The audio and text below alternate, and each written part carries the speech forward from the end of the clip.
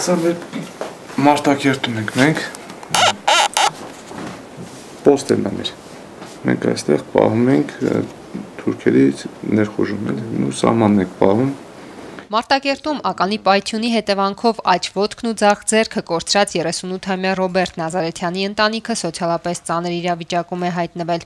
Իր եւ ծեր ծնողների ստացած կենսաթոշակով, որը ամսական մոտ 120,000 դրամ է կազմում, չեն կարողանում լուծել տարրական կենցաղային խնդիրները։ Նա Ղարաբաղյան պատերազմի մասնակից մի քանի տասնյակ ազատամարտիկների հետ պայքարում է եւ պահանջում կառավարությունից բարձրացնել կենսաթոշակները։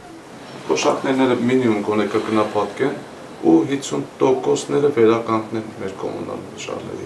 Մենք զգանք որպես մարդ, ասենք մեր երեխաներին հասցնենք այնպես, ոնց որ սովորական մարդ աշխատող մարդ ու կարար այդքան աշխատավոր, որտեղ դեռ երիտասարդը ես մեծ չեմ, որ ասենք ես մենակի մասին մտածեմ։ Այդ թոշակը ըստ այդ գումարը ես պետք է ամբողջովին իմ ընտանիքիս համար ծախսեմ։ Երկու անչափահաս երեխաների հայրն ասում է, որ նախկինում կոմունալ վարձավճարների համար 50% զեղչի հնարավորություն ունեին։ Այսօր դա չի գործում եւ դրան գումարվում են նոր թանկացումները։ Այս տարին առավոտյան ասենք տաքացնում էի, էդ էր։ Հիմա այս տարի ես վախենում եմ երևի առավոտյանն չկարողամ բառը։ Մեկ էլ երեխեքս ասում են գնամ դպրոցում տաքա։ Ավելի կաստեպում ծիծաղում պես լացելու բան։ Մեր զրույցին միացավ նաև Ռոբերտի մայրը 65-ամյա Մելանիա Նազարեթյանը։ Ձմեռը դուք չեք պատկերացնում, աղջիկ ջան, գազ չենք վառում, դիվանի վրա հավաքվում ենք, աջալը գցում ենք, նստում, որ չսառենք։ Տղես մի 3 հատ աջալա փաթաթում նստում է, որովհետև չենք կարողանում մուծենք, ումից պարտկանենք, չեն էլ տալիս։ Հիմնականում ինչ եք կերպում։ Հիմնականում կարտոշկա ենք ժարիտանում, կարտոշկա ենք պյուրե անում։ Ասենք այդ թոշակ ստացած օրը միս ենք ակնում, կամ տոլմա ենք պատրաստում, կամ բորշ ենք պատրաստում, ինչ որ թորնիկները սիրում են, էլի։ Հիմա երեխաներին էքսկուրսիա են տանում, դե տարվա վերջը պետք է գնան էքսկուրսիա։ Հիմա հարցս ասելա չեն գալու, որովհետև գումար չկա։ Դե առանց գումարի չեն գնալու էքսկուրսիա։ Թոշակը պետք է ստանան հունիսի 11-ին։ Հիմա ասենք ես ունենց եմ անում, որ մենակ հաց ենք առնում, որ գոնե հացի գումարը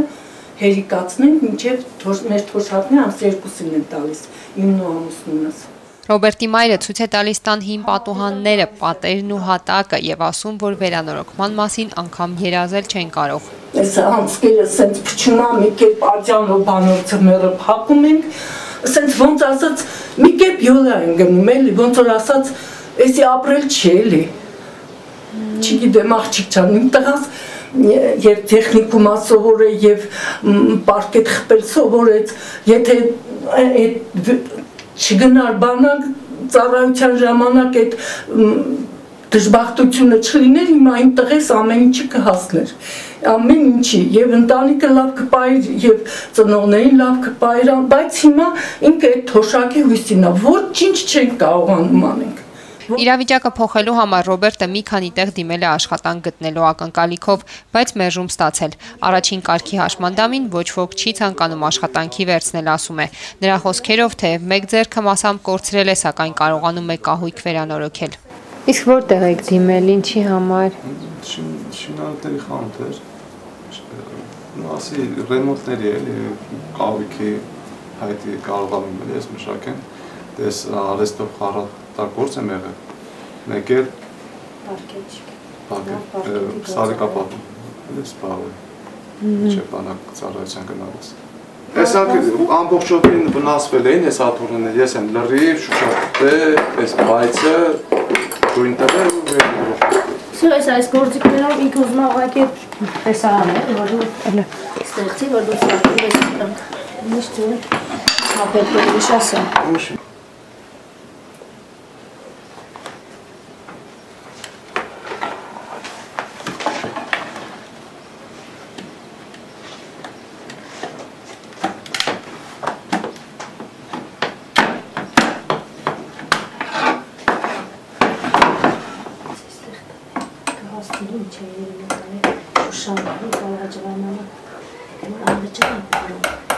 փողով չկար։ Հիշեցնենք, Արցախյան պատերազմի մասնակիցները սկսեցին բարձրաձայնել իրենց խնդիրների մասին այս ամսվա սկզբին, երբ Պահեստազորի գնդապետ ազատամարտիկ Վոլոդե Ավետիսյանը Ազատության հրապարակում նստածույց սկսեց պահանջելով, որպեսզի պետությունը ուշադրություն դարձնի ազատամարտիկների կենսաթոշակի հարցին։ Նստածույցի ընթացքում Ազատության հրապարակում տասնյակ դժգոհ ազատամարտիկներ հայտնվեցին, նրանք նշում էին, որ սոցիալապես շատ վատ վիճակում են հայտնվել շուրջ 3000 ազատամարտիկներ իրենց ընտանիքներով։